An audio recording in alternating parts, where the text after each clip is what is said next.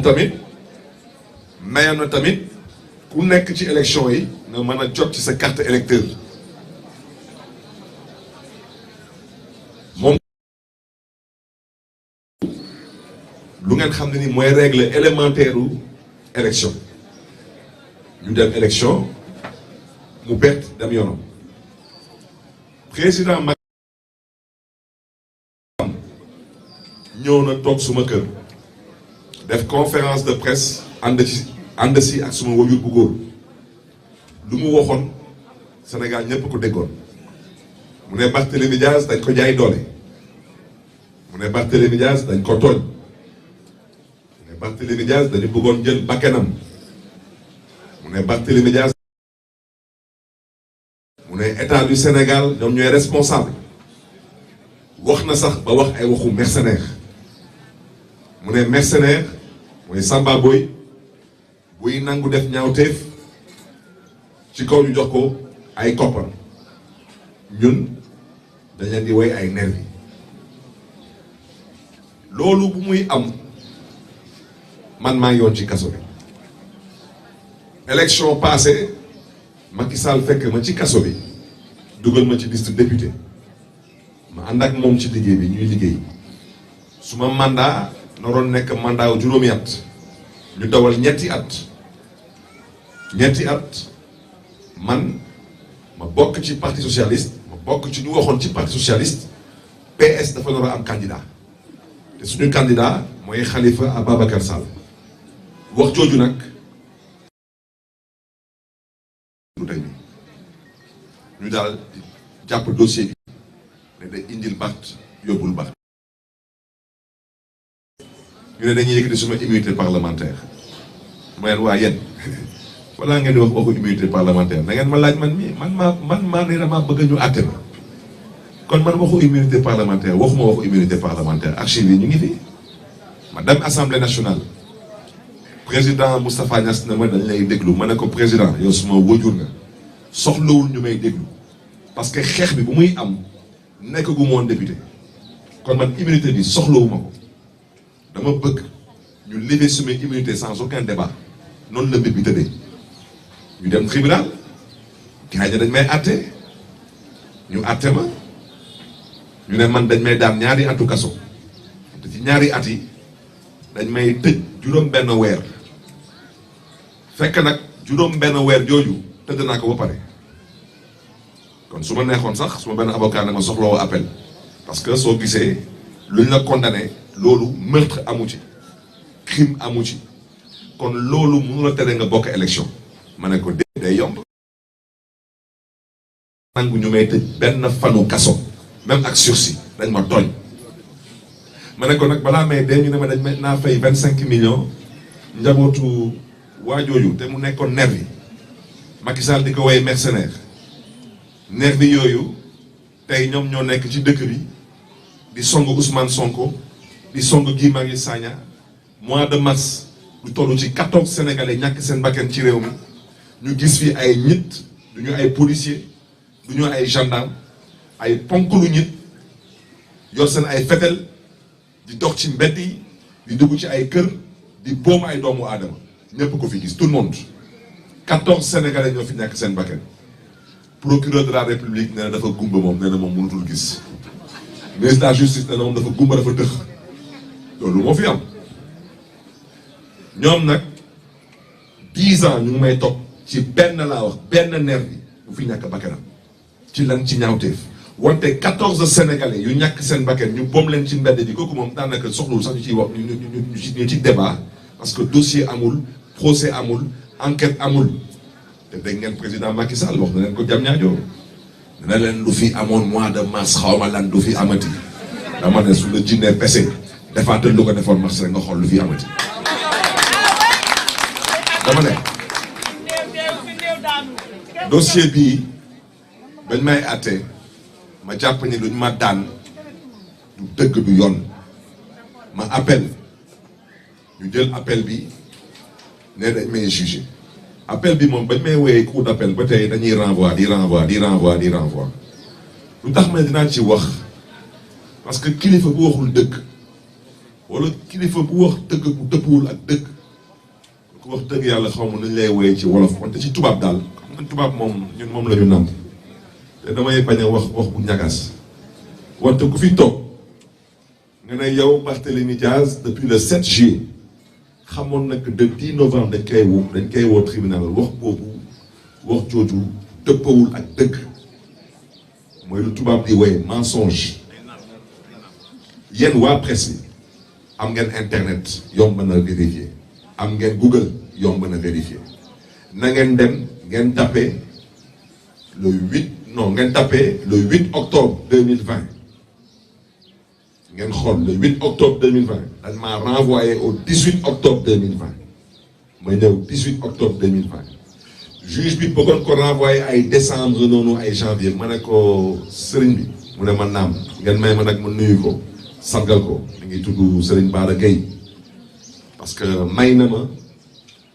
lu ngeen xam ne ni mënoon na lank bañ ne du ma ko jox dama koy nag maa bëgg a woo ci mois de décembre day am feetu Noël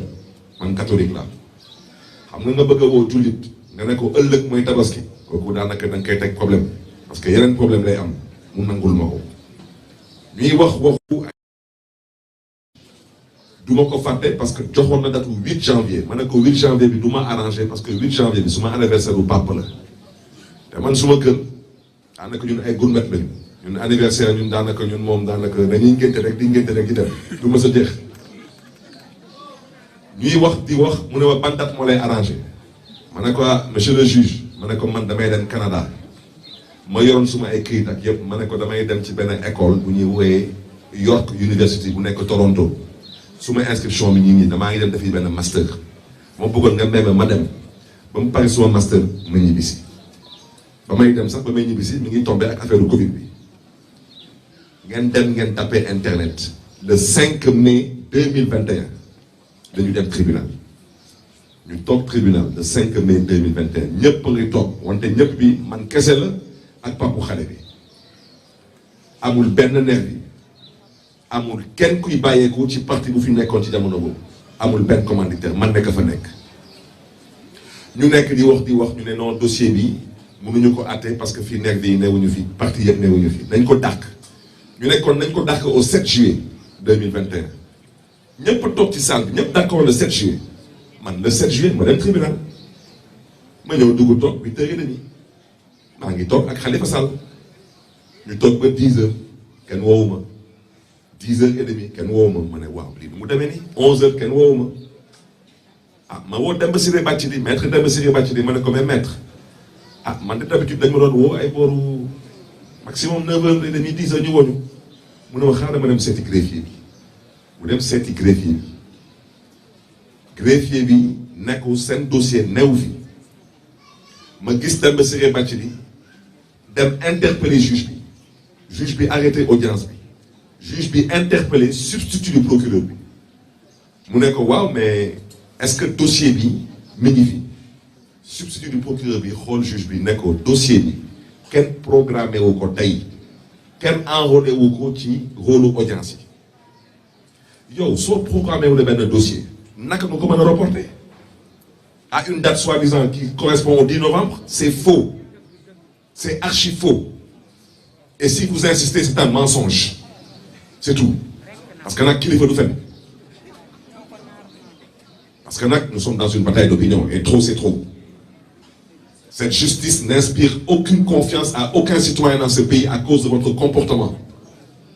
c'est un comportement qui est inadmissible, inacceptable et intolérable et je vous le dis vous êtes en train de jouer avec le feu ce pays en a marre dama ne ñu nekk tribunal dañu xoolaat seen taxawaay parce que nag dafa am ñu ciy bokk dañuy juum di jaawale ñu ci bëri dañuy magistrat ne que ñoom lu tubaab di wooye intouchable mooy ñoom kenn du leen laal dëkk bi nga nekk sëriñ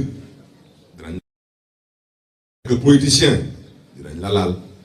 nga nekk homme d'affaires dinañ la laal nga nekk professeur agrégé dañ la laal wante nga nekk magistrat kenn du la laal daanaka lépp lu fi am ci Sénégal ci ay magistrat ñoom duñu def benn ñaawteef ñoom duñu dëpp kees ñoom duñu signé ay faux papier ñoom duñu jël xaalis ñoom duñu xool jabaru jàmbur ñoom duñu jàpp dara ñoom daal ñoom macha allah ñoom daal ñoom ay wëriw lañu ñoom defuñu dara ma bëgg nag wax jooju teg ko ci suuf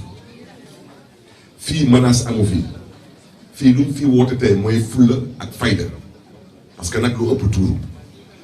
mercredi le 10 novembre damaa fas yéene dem tribunal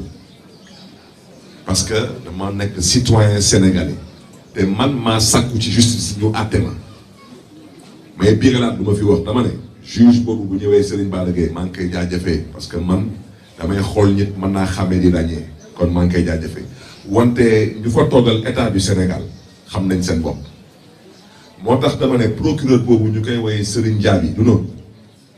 moom comme nee na day jël këyit gën a communiqué di wax ne ni que Barthélémy Dias moo ko doon xam ne ni que day ñëw tribunal le 10 novembre waa bisimila maa ngi ñëw tribunal le 10 novembre yow nag bàyyi di jël ay substitut ñu leen kaay leen toog yow kaay toog yow da ngay ñëw toog ma ñëw toog comme ne nag danga may àtte ma xam lan nga fiy àtte lan ngeen di fi àtte da ngeen toog ngeen ne man Barthélémy Dias da ngeen di ma topp ndax lan damaa yoroon gànnaay te gànnaay boobu daanaka dama ko yor wante yoruma këyit pour yor gànnaay boobu te wax jooju dëppwul ak dëgg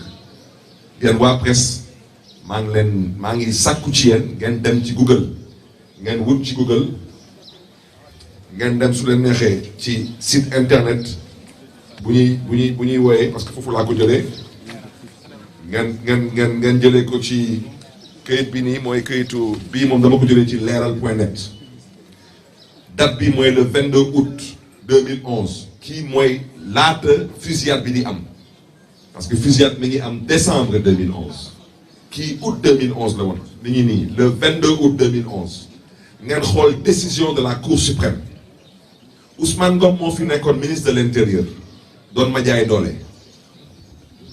jóg bés woo waa DST mooy direction de la sûreté du territoire moo fa ne mag bu baax moo fa newoon ñu koy woowee commissaire Abou Diop ñu koy jox wàccuwaayam au passage mu woo leen ne leen Barthélémy Dias bëggatuñu Barthélémy Dias am këyit bu koy may sañ-sañ mu am feneen parce que ñoom dañu namoon ci man mooy luñ fi gisoon ci mbiru Talla Sylla wante nag comme ñoom dañu xamoon tamit kër bu bëri xëcc ñu ne ah waa ji pour ñu mën a jot ci moom foog lépp lu mu yor ci ay gànnaay nañ ko jël ci moom ñu def lu ñu def waa DST ñu annulé suma permis de port d'arme man ma jël décision